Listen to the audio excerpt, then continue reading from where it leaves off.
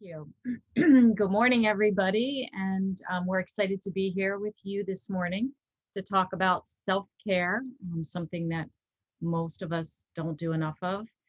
So really want to address holistic practices to help calm your mind and your nervous system, maybe create a shift in your energy levels if you're feeling stuck or you're feeling too frazzled, helping to manage any physical or emotional imbalances, and then come back to that self-love. So that's the overview of what we're going to do today. So who are we? I'll let you go first, Mandy. Who are you? Ona, thank you for that wonderful introduction. I am Mandy Lubis. I am medically trained as an occupational therapist, and along my own healing journey, I myself discovered yoga, which led me to some really intensive training, which allowed me to go really, really deep in my own personal journey. So I am now a yoga therapist, which led me to Ayurveda, which is the medicine of India. So I did a good 2-year training there and evolved into an Ayurvedic practitioner. And through that, studied out in California a bunch of body work or manual therapy massages in the realm of Ayurveda. And I've also studied several years in the field of osteopathy, where I have some extensive training in cranial sacral therapy. And in my prior life, I worked with children and became a sensory integration specialist.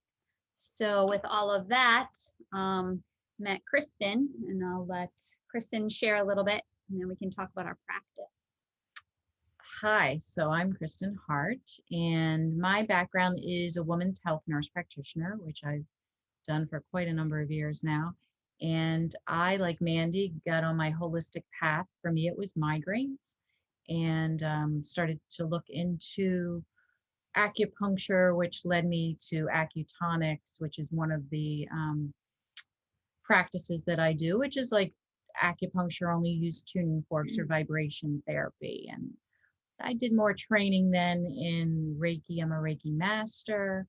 I do work with essential oils, and then I do other shamanic energy practices, just helping to move energy in the body. And again, Mandy and I came together to have our practice because we realized when we work together and bring all of our modalities together, we can really help people make leaps and bounds and step into that life of joy, which everybody's looking for.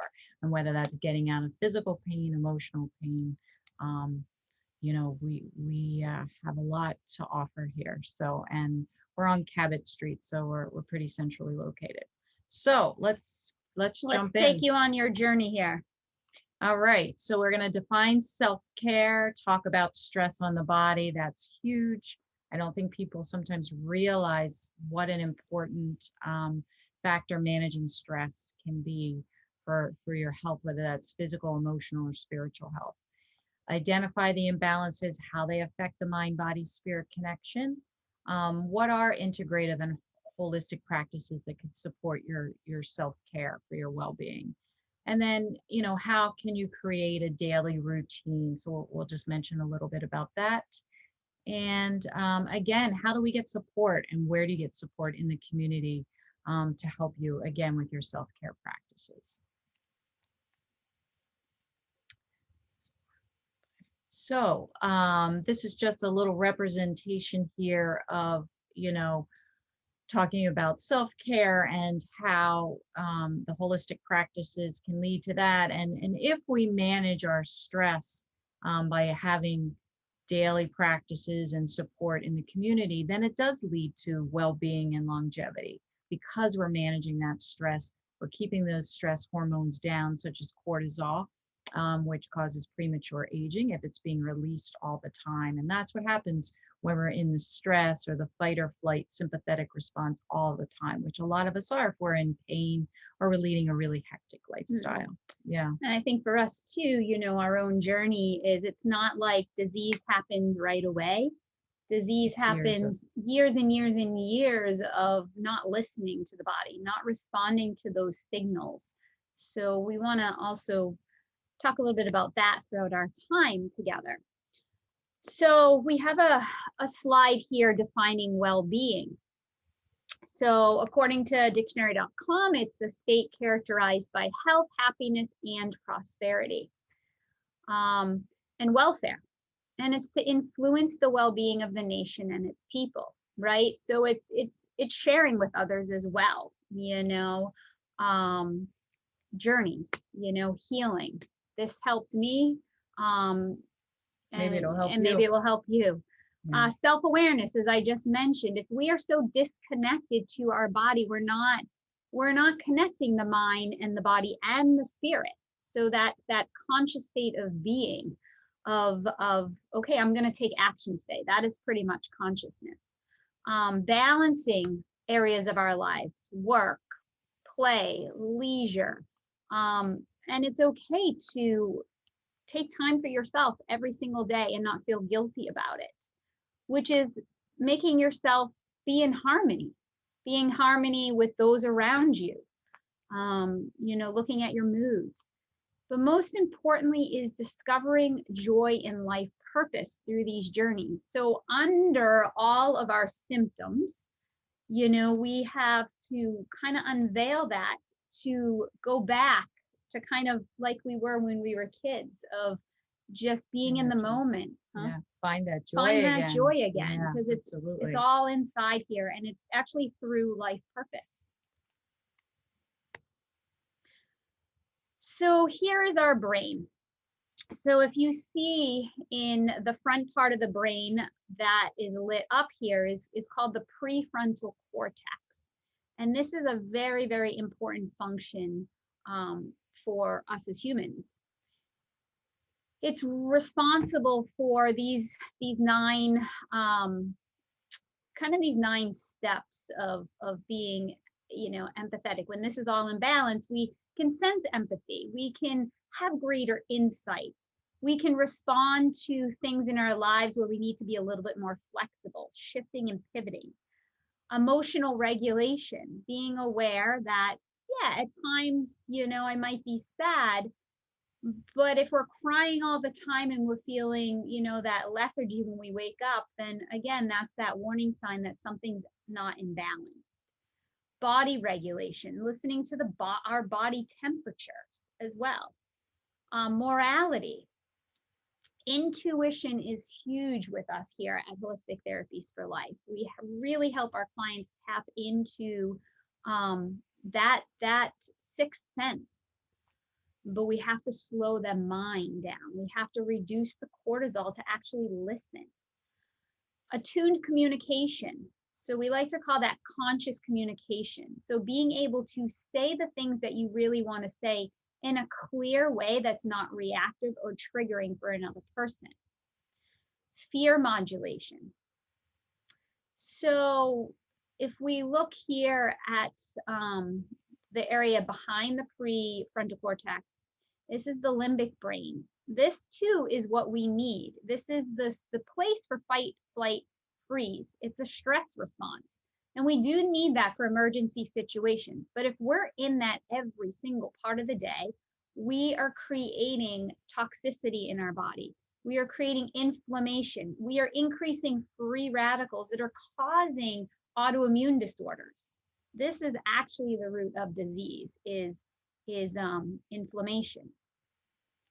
Right. And I think the part here is the limbic brain with the fight or flight and being in the sympathetic all the time. We're trying to teach you some self-care, or what we do here is to put you in what we call parasympathetic, which taps more into the prefrontal cortex. That's the relaxed state that you're in, maybe when you meditate or if you do yoga, or even you're walking in nature. And that's when you're more likely to tap into your intuition, because you've been able to still that mind, get out of that go, go, go response. So I guess if these listeners don't really know what intuition is, because I think it's such an important thing to understand. Um, you know, I think when I look at intuition is, it's information that isn't coming from our books. It's information that isn't coming from what somebody else told us. It's that gut instinct. Either A, something's wrong, or B, something's right and I need to take action. So Yeah. for this purpose, we're really talking about the physical and emotional health of our system. So how does stress affect the body? Many, many different ways. Pretty much, the organ system of the brain, of the heart, of our joints and muscles, of our immune systems, the skin, our stomach, which is considered the first brain. All health resides in the gut and the reproductive system. So even though these organs or these systems are broken down individually, they're not. So in we'll say Eastern philosophies, Eastern medicine, we look at the whole person, where our medical community breaks it down into systems. So if you have an issue with the heart, you're going to a cardiovascular doctor. With the brain, a neurologist. With the skin, a dermatologist. So really understanding how the body works in unison, we can manage and balance. That's homeostasis. All of our organ systems can operate in a nice balanced state. Once we understand how to tap into that parasympathetic, which is that calming part of the nervous system. And, from our findings and working with hundreds of people, these practices work. So I love this slide of really understanding the calming part of the nervous system, which is rest and digest. So when we aren't in havoc, when our nervous systems aren't like this, we're able to digest our foods. We're able to digest and process our lives. We're able to rest in a state that we don't feel guilty. Our body isn't breaking down and depleting and just crashing at night. We're resting to rejuvenate. So breath is easier. The breath, the breath slows down, the heart rate slows down, our blood pressure can reduce. So if we're in this fight or flight reaction, the opposite happens. So, if we're running from, an animal, a dog, if we're, jogging during the day, or we see a fire or something, we need to really take action. Everything starts to dilate. Everything starts to get bigger. Like our eyes get bigger. The blood pressure goes up. The digestive system stops to prepare for our bodies to get ready to fight. So this goes all the way back in time to the caveman era. So this is a system that we definitely need, but we don't need it all the time. All right. So, talking about stress creating imbalance in our emotional and our energy systems. So what are energy systems? So this is a beautiful picture of something called chakras. And maybe some of you have heard of chakras and others haven't. It's just energy systems throughout the body that we have, starting at the root, which is that red circle at the bottom, and then going to the sacral, the solar plexus. The green one is the heart chakra. The throat is the blue. The indigo is right here, which is your third eye, which is right in between your brow point and then your crown chakra. So all these energy systems can get blocked with emotional turmoil, with physical stress, and when they're blocked, it doesn't allow the body to heal as effectively as it could. So part of energy medicine is to keep it flowing. You might have heard of chi or prana. That's our life force, our energy, which is flowing through us. So how do we keep those systems open so that we can stay healthier and can heal and rest and rejuvenate, as Mandy suggested? Do the breath now.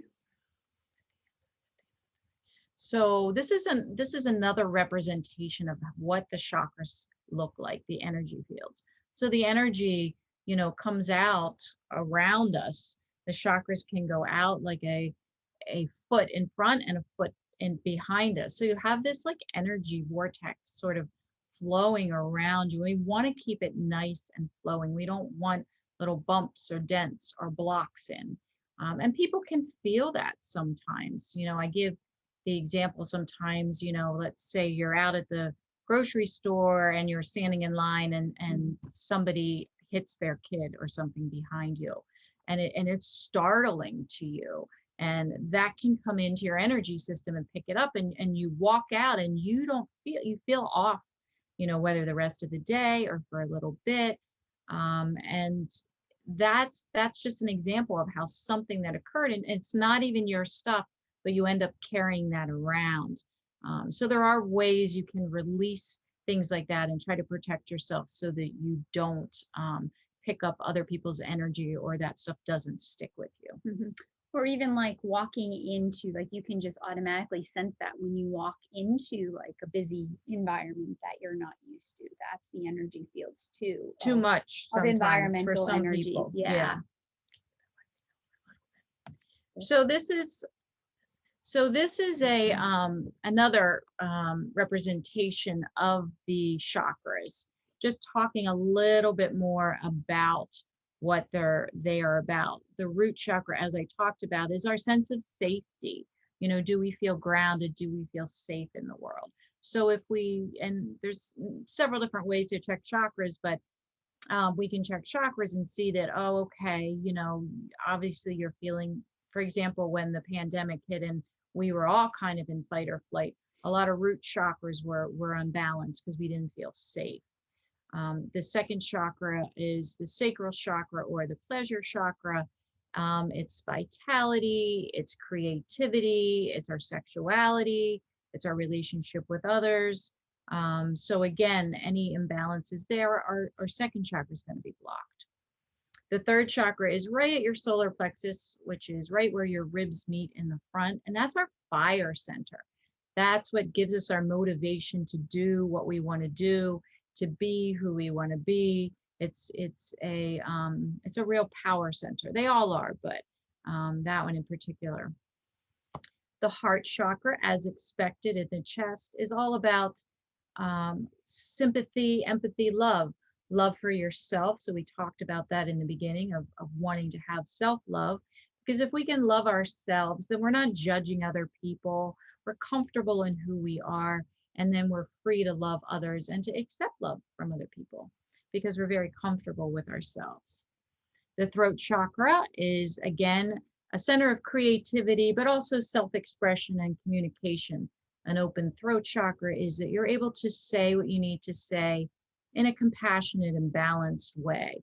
So you're not fearful to say what you really need to say, but you do it also in a way that's very effective. And that's that conscious communication, right, that Mandy talked about. Yeah. And then into our intuition center, as Mandy was talking about. So that's right here at your brow point. That is what we call our third eye. That's our intuition, our perception, our imagination. So if we can still the mind, if we can, even so people, we could do a whole thing on meditation. But if people can't feel like they can't sit still, even if you walk out in nature, you walk by the beach or you walk in the woods, somewhere where you can let your mind be free and quiet from the normal daily stuff that's in there, then lots of times you can hear that inner voice that may say, you know what, you're pushing yourself too hard, or you know what, I really think you should take that opportunity, or I really think that person that you're having an argument, it's more about their fear that they're going to lose you. Those types of answers that when we're in the rushing and we're in our heads all the time, we don't hear really those deep messages from within. Yeah. I think also I just want to bring this point up. There's a word, it's called triggers. So when we go about our day and somebody says something or you see something and it triggers you, that's the clue. That is the clue to tap deeper into your intuition, to figure out why that's so triggering. Is it something from your past that you remember? So that is actually a place where work needs to be done. It's a place to take a step back and take a breath before you react. Exactly. Yeah. And then the last chakra, which is the crown chakra, right up here in the top of your head, is connecting to something greater than yourself.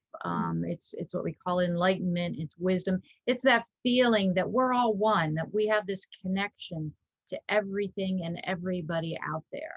And it usually brings a great sense of peace, but also a great sense of bliss or joy, that when you can feel that connection. So that's what we're all striving for. And I think the seventh chakra, like you said, is connecting to, source. It's connecting to all the energies, in our environment.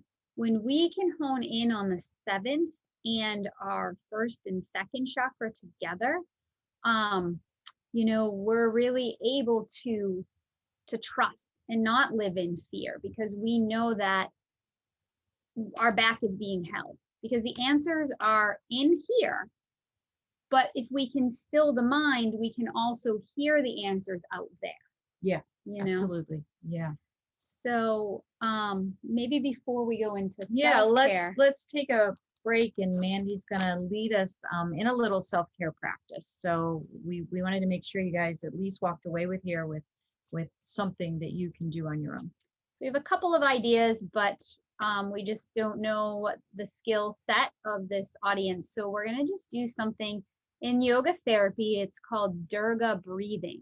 All that means is diaphragmatic breathing. It's belly breathing.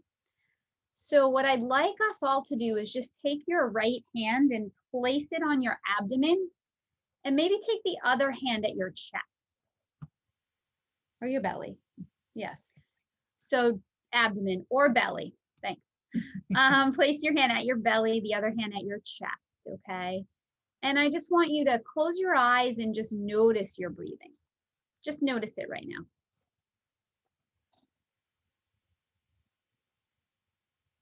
Notice if you're breathing from your chest. Notice if your breath is fast or shallow. Or notice if it's slow and rhythmical. So what I'm going to ask you all to do is just imagine a balloon. When you take a breath in, that balloon expands, right? So that's what I want you to do with the belly. I want you to take a breath in through your nose, push the belly out into the palm of your hand, expand that. You might feel a little flutter if you're not used to this. That's okay. It's just training the belly. And now take another breath in through the nose, expand the belly, and draw the breath up to the chest now. Let the chest rise. And exhale softly through your mouth or nose. Do this 2 more times. Take a breath in through the nose, fill the belly with air. Let the breath rise up to the chest. Exhale when you're ready. And 1 more time, breathing in through the nose, expand the belly. And the chest rises. And then it sets on the exhale. And so you can practice that in sitting, in standing, in laying down. I actually find it more productive to do it on your belly, so you can get the feedback from either the bed or the floor to feel that breath. So the floor kind of taps right into the belly. So a great practice. It's like an accordion action. So try that out, practice it. Again, it takes time. I know when I was in yoga school, it took me about 8 months to really nail that down. So I don't expect anyone to get that today, but keep practicing. But also notice the mind as you're focusing on your breath, allowing it to flow with ease. You're actually getting out of your mind. So we're tapping into that calming part of the nervous system, that parasympathetic, just by doing breathing. So you could do this breath that Mandy taught you. You could do it 5 times, and you could do it 4 times a day. And that's going to automatically calm you down, help to still the mind, and then it's great for your lungs, your blood pressure. It sends oxygen to the brain. So just doing that simple breathing practice several times a day can really do a lot. And for people that are anxious or have anxiety, it's going to also sort of settle things down a bit. All right. Again, don't force the breath though. Yeah, don't force that breath. Let it flow with ease. So guess what? You just fulfilled your one self-care practice for today. So check that off the list. So what is self-care? To us, self-care means know that you are worthy enough to take care of yourself on a daily basis. Self-worth, number one. Number two, a healthy work-life balance. Okay, let's go back to joy. What brings you joy? Is it being at work from 7 to 9 o'clock, 8, 7 o'clock at night? Or is it to, make the money you want to make, to live the life you want to live? Or to find that balance that I can still have an awesome family life, time with my friends, time for myself, and time to make a living that's comfortable for me in order to keep my nervous system at a calm state. Stress management is huge. There's so much to do with that. Many different techniques, many different practitioners out there to support individuals that really want to work on their stress levels. A better physical, emotional, and spiritual health. As I mentioned before, we are not a system. Okay, well, we're not just one system, we're many systems physically. So we have physical pain if you have physical pain, if you have emotional distress, and then if there's spiritual blockages going on, one of them being, as Kristen mentioned, the chakra systems. There's like chakra therapy. And how do we do that? For us, we pull in our integrative practices to help balance our clients' nervous systems. And then, to create your own sanctuary at home, even a place that's not cluttered, a place that you can just go and sit and listen to music or read, maybe a place outside on your back deck or a hammock or a canopy, just something to downshift you from your day. So how is self-care important to well-being? First, we keep repeating this, you come first. We feel like we have to because so many of us take care of everybody else first and then ourselves last. So I would want somebody, if I needed help and support, I would want them to take care of their needs an hour before they come deal with me. So I know I'm going to get the best care and the best treatment because they're already filled up and they're not depleted to deal with my energy. So self-care equals well-being, which reduces depletion, and we're able to give more. Yes. It's about identifying your own needs and taking the steps to meet them. So a few slides back, I said, pay attention to your triggers. Those are the warning signs, or those are the signs to I need to take action here and listen. It's taking the time to do some of the activities that nurture you or to fill you up. And I know here at our practice, we do have clients that come in and say, I do not know what my hobbies are. I do not know what my passions are or my life interests because I'm so depleted. And so we really take a step back and we nourish them. And we allow, with many different modalities that we have, and even through questions and answers, we bring them back to a place of regaining themselves first and having them practice and looking for other interests, seeing where they used to draw their attention, like what they always, what drove them to motivation, right? And then caring for yourself as much as you care for your loved ones, right? Because we're all mirrors of each other. So here are some examples. We just put a fun slide in here of, all right, if you don't really know what you like to do for fun, here's some examples, okay? Go give some love to an animal, play with an animal, play with a child, color. just take something out and do it and see how that feels to you.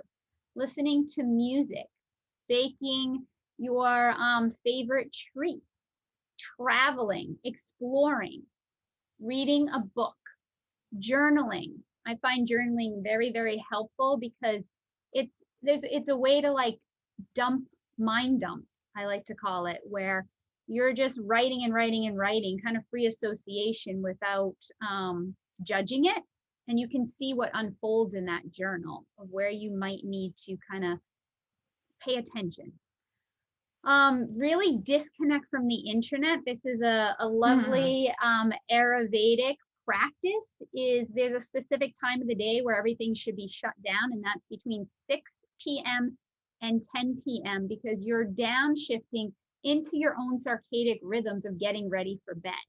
So if you want to practice that, I suggest trying that out and seeing if you get a better night's sleep. Do some earthing. Earthing is tapping into the soil, tapping into bringing your feet on the ground, planting, harvesting a garden, and laugh. All righty, so we now have, yes, some physical self-care. So we're going to break it down into physical, emotional, and spiritual self-care. So exercise, especially in nature. Now, we don't need to exercise to deplete. We can exercise to move our bodies with joy. Easy, simple meals. I just learned how to use an Instapot. Oh my heavens, it is the easiest thing ever. It is so fun. Easy meals, nutritious meals. Of course, yoga. There's about 200 different styles of yoga, including chair yoga for people who say I can't get on the ground or do anything. Exactly. Breathing practices. We just did one today, Durga Breathing, which is your diaphragmatic breathing. And then, as mentioned, the medicine of India. These are just some techniques of Ayurvedic practices. In the morning, I have a tongue scraper, and I take my tongue and I scrape 5 times just the residue from the toxins from sleeping. When we sleep, we're also digesting life, but we're also digesting our food, which turns into waste products. The nutrients that we don't absorb goes into the waste products. Some of it comes out through the saliva. So it's just a healthy way to detox. Oil pulling, at times when I was really into this, I would take coconut or sesame oil, swish it in my mouth while I was showering. And what that actually does is it builds resilience. It helps to strengthen the bones and the gums. It helps with bacteria and viruses. And then body brushing and oiling the body. So usually it's a brush this big, and I'm just doing circular motions to increase circulation, the blood in my circulatory system. It opens the pores, so I'm able to put some therapeutic oils on to lubricate my internal organs, and I just keep that on for the evening. I actually do that at night. So that's just some examples of self-care from a Ayurvedic standpoint. All right, and then we go into emotional self-care. So we talked a little bit about this. So meditation and mindfulness. So meditation can be as simple as walking silently on a beach. That can be a form of meditation. Meditation can be sitting still and using breath work to meditate. Mindfulness is a type of meditation. So I'll talk sometimes about mindfulness is how do we stay in the moment so that our mind isn't going forward to what we're doing next, or it's back there like I should have done that. We're making plans. We're doing this. How are we here right now? So a great way to practice this is to mindfully eat. So that is no TV, no anything while you're eating. And you sit with your food and you just each bite, you chew it, and you notice the texture and the taste and everything like that. And you're just very mindful when you eat. So when that is a form of meditation as well. And it aids in your digestion as well. So that's a great just sort of little practice of mindfulness. Connection and support. We need to have connection with other human beings and support. We need to be able to accept support. We're not really here to be independent. We're here to be interdependent. So to be who we are, but to also connect with others, to help others and allow them to help us. Compassion practices, that could be volunteering, taking, helping somebody else in need, a neighbor. Playfulness, we got to have fun, we got to have joy. That's tapping back into that inner child, that little kid we used to be. Like, what is it that makes you belly laugh or have fun? Bring out a creative side. So when you tap into your creativity, you're tapping into your soul. So, what is that? It doesn't have to be art in the form of drawing or painting. It could be poetry, it could be dancing, it could be singing, making a nutritious meal and decorating your plate. It could be cooking. Yes, absolutely. There's all different ways to be creative. So what's your way? So we challenge you to think of that and try to get a little bit of that in your day every day. And then living joyfully, breaking free from blockages. That's really the goal that we work towards. And sometimes it's really difficult to see those blockages yourself, and that's when you need to go get help. And then we come to spirituality. So when we talk about spirituality, spirituality is not religion. Now, you can use your religion to enhance your spirituality, but spirituality is really, again, we want that quest to connect with everybody, all right? It's the relationships that we have between people and our communities, and it's reaching beyond yourself, okay, and others. So how do you just feel that connectedness? Your spirituality, again, you could enhance your spirituality by taking that walk on the beach, by feeling like, wow, I am part of this water. My body's made up of water. I am part of this earth. All of that, feeling that connectedness to everything. So it's a human activity that expresses profound experiences and inner longings, in terms of what's meaningful. So what is meaningful to you? So that's really tapping into the spirituality that gives you that spark, that gives you that joy. So what is spiritual self-care? So spiritual and emotional kind of intermesh. And I like to look at it as, it really helps to reduce those physical symptoms that may appear in our lives. So the self-care would be the meditation for self-reflection. Okay, there's guided meditation. I know that works for me. Running meditation. Kristen mentioned a few others. I mentioned journaling. Journaling can tell a lot about what is in your subconscious. Okay, there's dream journals. There's free association journals. There's journals just to write about what you want to write about. Listening to music to uplift, or even listening to music to pull out any of those blockages or emotions that are stuck, okay? Because so I love this. One of my teachers in Ayurveda school said, never resist an urge, okay? There's many, many urges, but the one I want to focus on is tears. Tears are important because we can release through the water element and we feel lighter afterwards. Understanding each other by asking questions. So instead of the judgments, so judgments are all about because we don't understand something or making assumptions, right? Of the other person. And we feel uncomfortable. So we're processing that out loud of judging because it doesn't make sense. So by asking another person, well, why do you do those certain things? Or help me understand your culture, your ethnicity. Help me understand where you've come from in the past, so we can understand your certain, that person's patterns.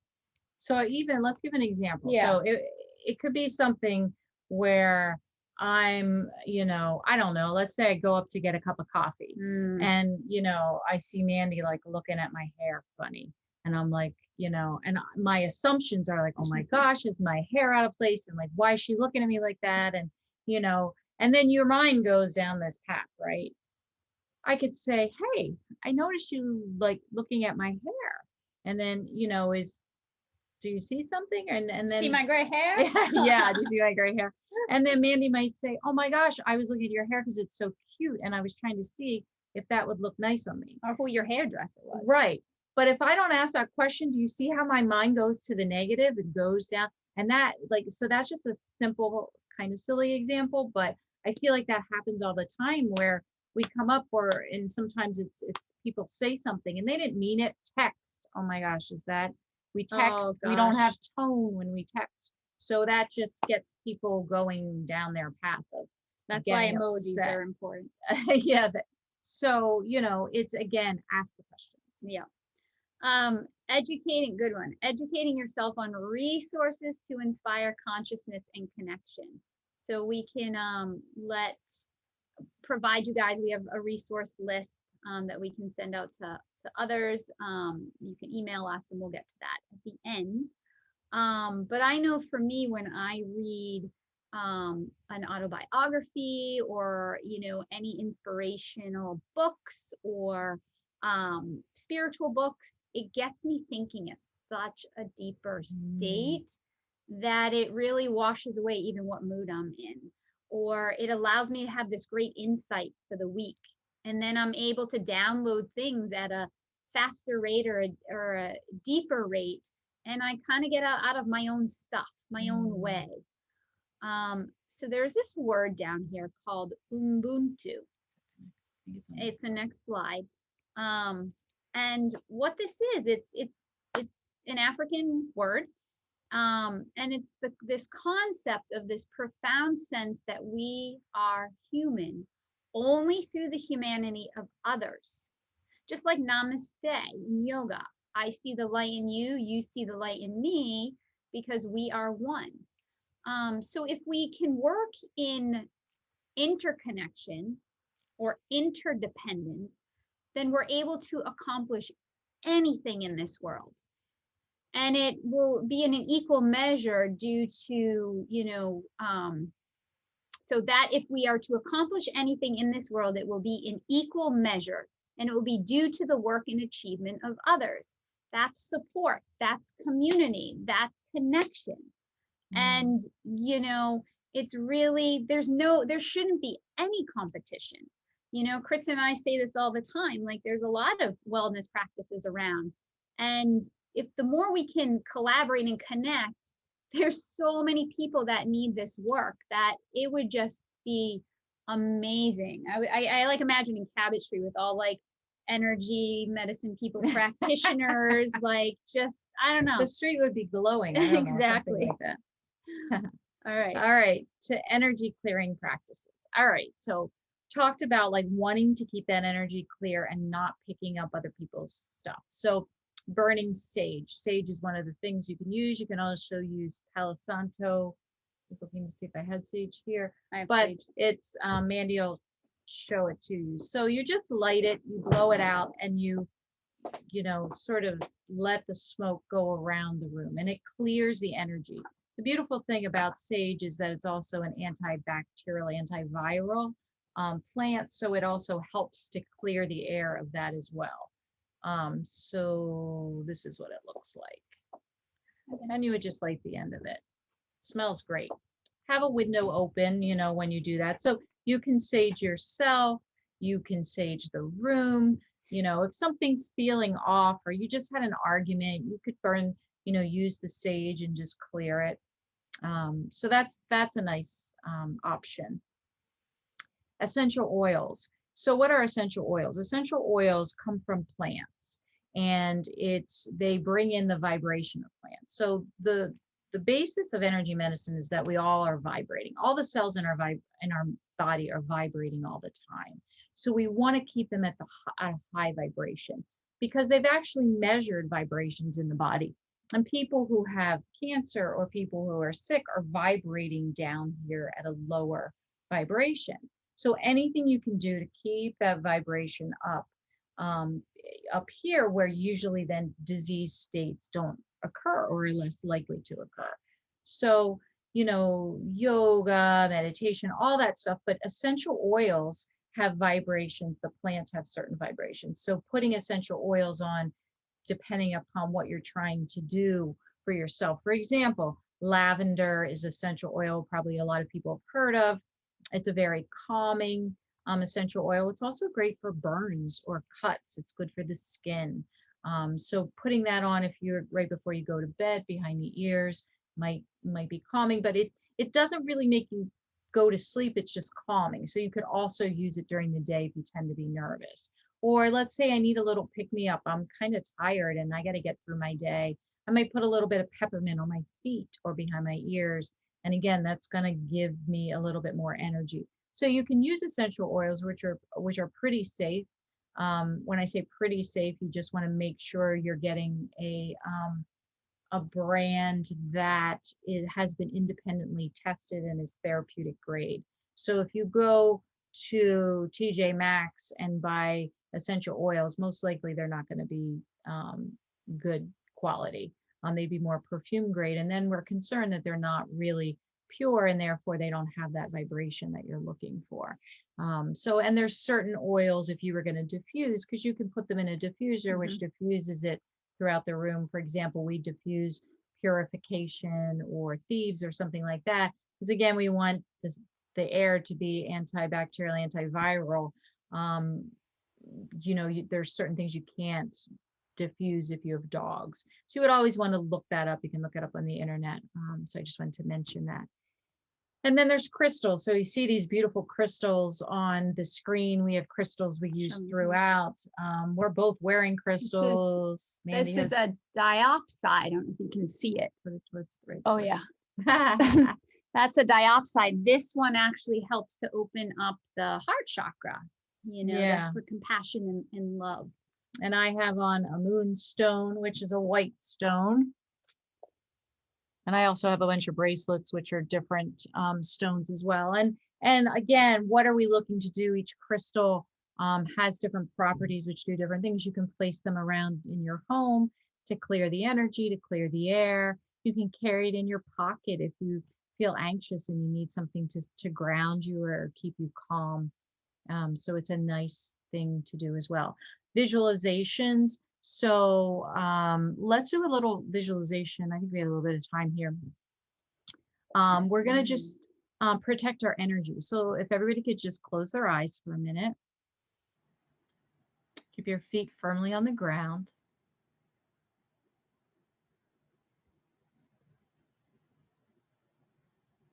And I want you to visualize a bubble around you, just creating this huge bubble, like a big soap bubble. It goes all around your body.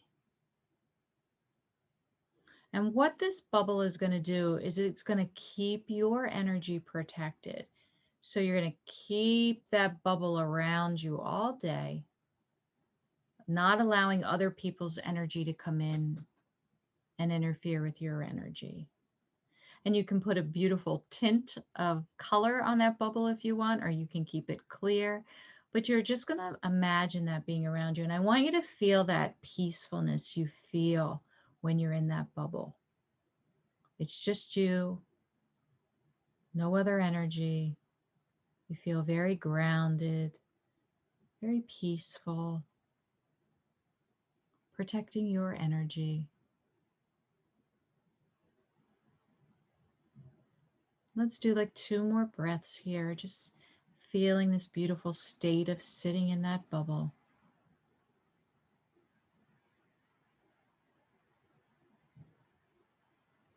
And then when you're ready, you can open your eyes. So that's just one visualization protection you can do to protect your energy. So let's say you're going into work and work can be a little toxic at times, or there's certain people that sort of get you feeling like this. And so you can just visualize that bubble around you, protecting your energy so that you're not picking up any of their stuff. Affirmations are good. That's Mandy's going to talk a little bit more about them. That's, positive statements. I'll let her talk about that in the next couple slides. And then mantras, which is again similar to an affirmation. You can sing a mantra and invoke that throat chakra, which kind of adds a whole other level to it. But again, everything's positive. It's to move energy within the body. Yeah, and with yoga therapy, there's actually mantras that are prescribed from a yoga therapist to help with anything. Even prior to surgeries, mantras are prescribed. So that's a whole other science in itself. So choosing an affirmation, it's affirming something that is grounding to you, something affirming, again, going back to that self-worth, that self-care. So it's first keeping the affirmation simple. And the other thing you want to think about is what would you like to manifest today, this week, this month, this year? Feel it and believe it. So if you're just repeating something just to repeat it, that's not going to work. You got to put energy behind it. Write it down. Put it on a wall. Recite it out louder to yourself every day, because as we're talking about energy, the more you say it, the more you think it, the more you believe it, it's going to amplify. So it could be something as simple as, I am calm. I am calm. I am calm. And as you say it, each time you feel your body relax more and more. Maybe you have to get up and give a speech or do something that makes you nervous. I have courage. I have courage. Or, I'm a good speaker. Whatever it is that you need to say, make it positive. Make it simple. Keep it simple and short so it's easy to say. And then you can use that throughout your day. Mm-hmm. Yeah. So here's some examples. Kristen mentioned a few. My body is strong, resilient, and full of energy. You repeat it over and over again. I can choose to live a healthy life in order to not feel depleted. My mind is calm and peaceful. I am able to connect to something greater than me. I breathe in gratitude. You can do this with the Durga breath. I breathe in gratitude and I exhale out all my stressors. And if you're a visual person, you might exhale what is creating stress. Or if you're you might exhale words. So whatever works for you in your own mind's eye. And then we have our self-care services. So this is here anyway at Holistic Therapies for Life. This is our waiting area. We have a really cool fountain that brings you peace prior to coming into our sessions. We have support groups here. We do body work, a lot of counseling, energy medicine, just to name a few, was, the crystal clearing. We do Reiki here, acutonics, yes. We have a big yoga community here, really mostly, focusing on alignment and mind-body psychotherapy. So we have colleagues that we are connected to in our community here that we refer out when we need more of, a traditionally trained but yet mind-body centered psychotherapist. So the body work that is done here is the Ayurvedic massages. Traditional massage we will refer out. Cranial sacral therapy is done here. Myofascial, we do a little bit of that work. You can even do that with yoga poses, but we would refer out to our colleagues in chiropractic care. But these are just some examples of what is body work. And that was my room, by the way.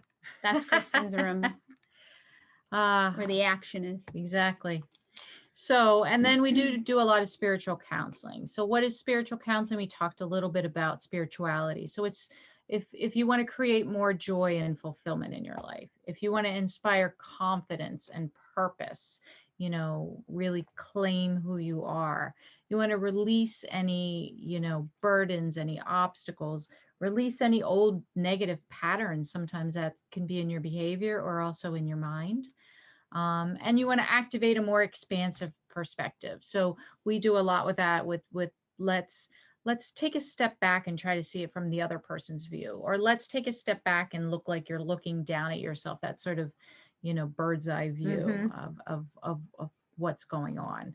So a lot of practices to do that, which again allows us to open up more so we can connect to ourselves, because you're the one that has the answers. We're just helping to facilitate you to get there.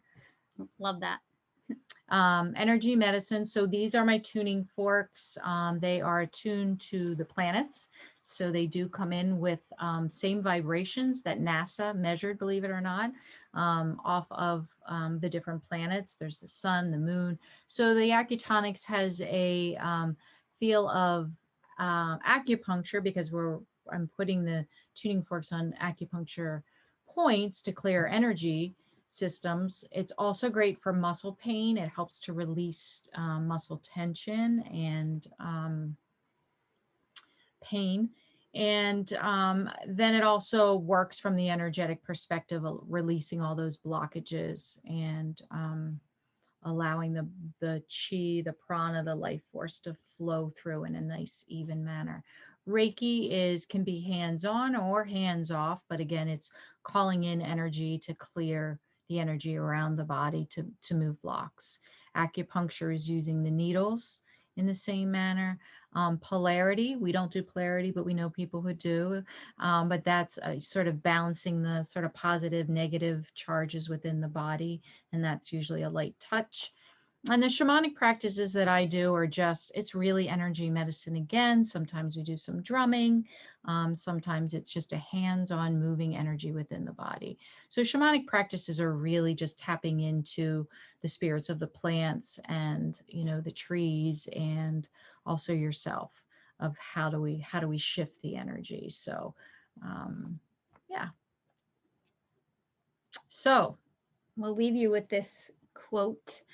If your compassion does not include yourself, it is incomplete. So thank you, Jack Cornfield. Okay, just to mention before we take questions, we do have a Joyful Living Facebook group, and this is a free group.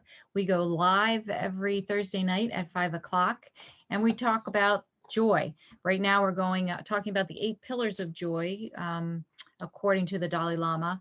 And I believe this week it's humor. So this would be a great one to jump in on. So we went through some blocks and we come into different things. So if anybody's interested, it's HT4L Joyful Living Group. Again, it's free. We have a lot of fun. We're just building community. And if you can't be there, you can always watch the replay. And I think we're ready for questions if anybody has any.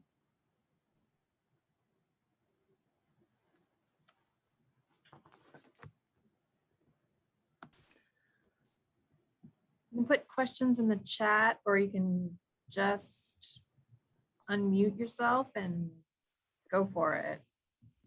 Can we see the chat? Yep. There we go. Now we see everybody.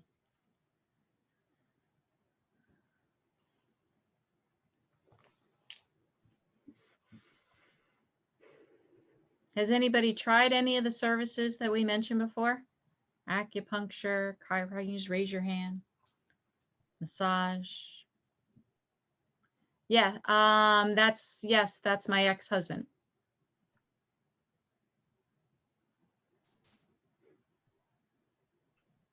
Resources, yes. So we have a whole page of resources. Email us. Yes. I'll put in, you can email it here.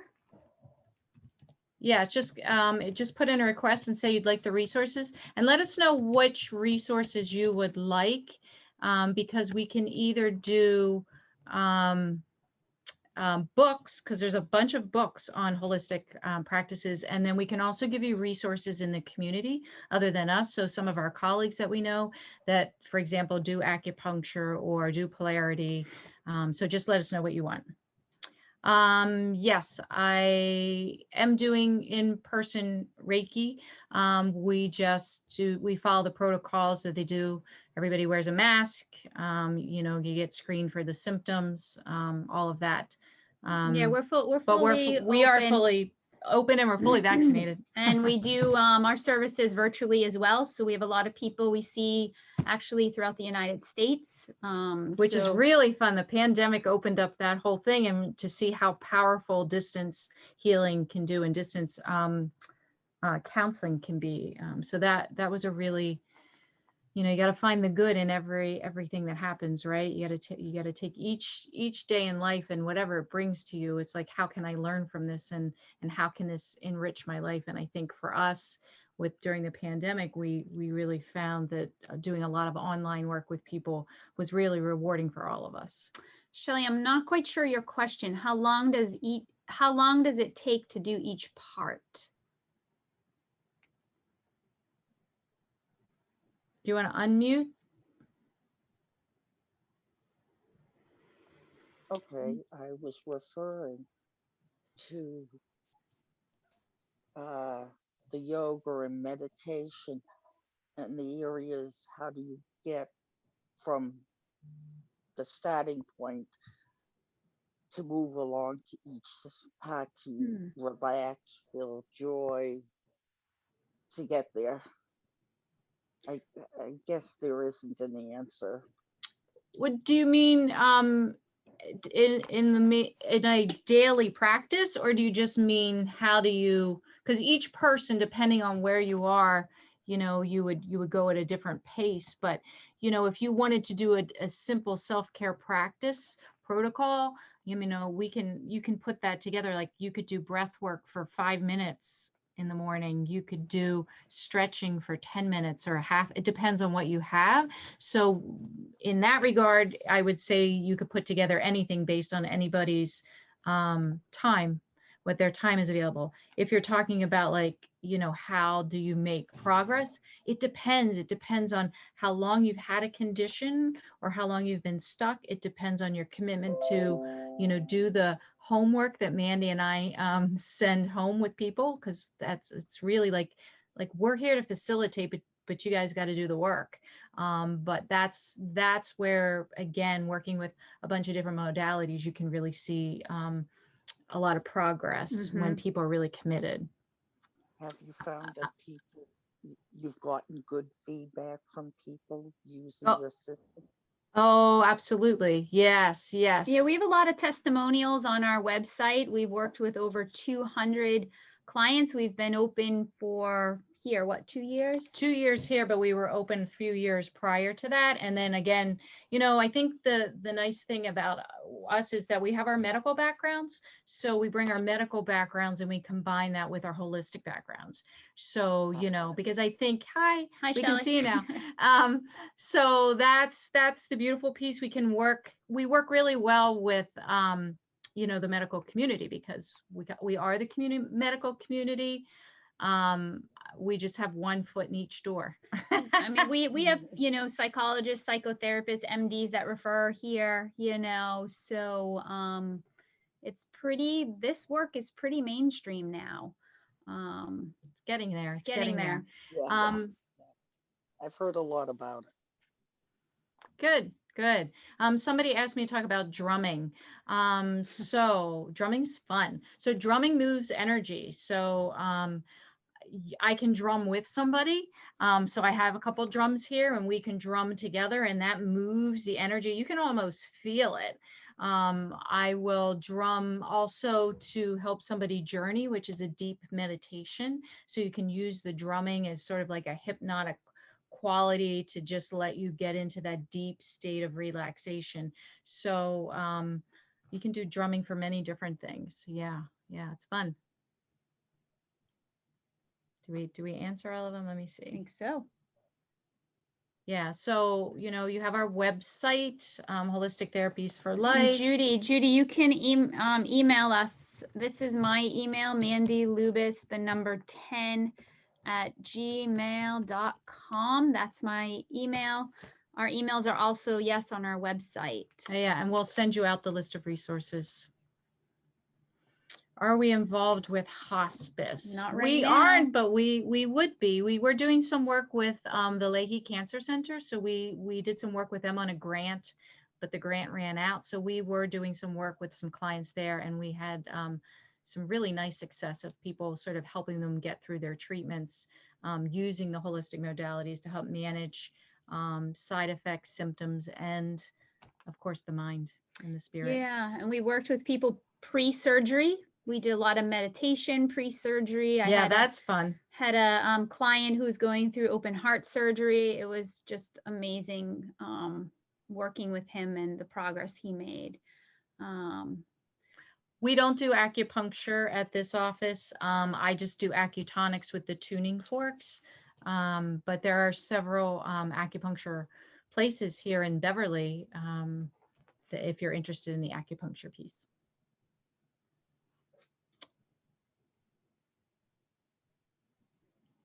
But Ona, thank you for Okay. having us. Yes, this was this is fun. Thank you. We love to connect with our Beverly community. Yeah. And you've done some evening programs Yes. Yes. as part of our health grant too. So, well, thank you very much. And thank you everyone for coming. I'll see some of you next Monday too. And thank you again. It was great to have you. So have a good day, everyone. Bye, everyone. Have a great Namaste. day. Bye.